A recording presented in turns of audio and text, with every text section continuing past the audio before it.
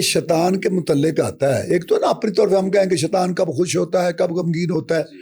ایک ہے کہ یہ بالکل نص موجود ہے کہ بدر کے دن وہ پریشان ہوا، سر میں مٹی ڈالی، اور یوم عرفہ کے دن وہ ذلیل ہوا، سر میں مٹی ڈالی، ماتم کیا، پریشان ہوا، رویا سارا۔ تو کیا تھا بدر میں؟ بدر میں یہ تھا کہ جو پیغام جناب محمد رسول اللہ صلی اللہ علیہ وسلم نے پیش کیا تھا لا الہ الا اللہ کا،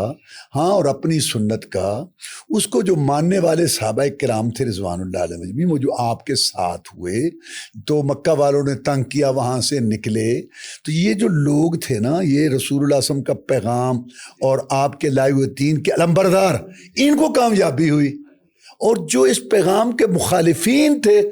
وہ وہاں کٹے تو اس کو تکلیف ہوئی۔ تو اس کا مطلب ہے کہ اس کو دکھ یا تکلیف ہے رسول اللہ صلی اللہ علیہ وسلم کے پیغام کو ماننے والوں سے۔ بالکل صحیح۔ اچھا، پھر وہ یوم عرفہ میں اللہ تعالیٰ معافی دیتا ہے، اور یہ قرآن حدیث میں طے بات ہے کہ کن کو معافی دیتا ہے؟ جو توبہ کریں، جو استغفار کریں، گناہ کو گناہ سمجھ کے اس سے پھر اعتراف کر کے شرمندگی اور ندامت کریں، تو اللہ تبارک و تعالیٰ جو ہے نا خوش ہوتا ہے اور ان کو وہ معاف کرتا ہے، ان لوگوں کو معاف کرتا ہے نا، یا شریعت کے مخالفت کرنے والوں کو معاف کرتا ہے نہیں، جب وہ تو پابندی کرنے کو معاف کرتا ہے، اس دن شیطان جو ہے ذلیل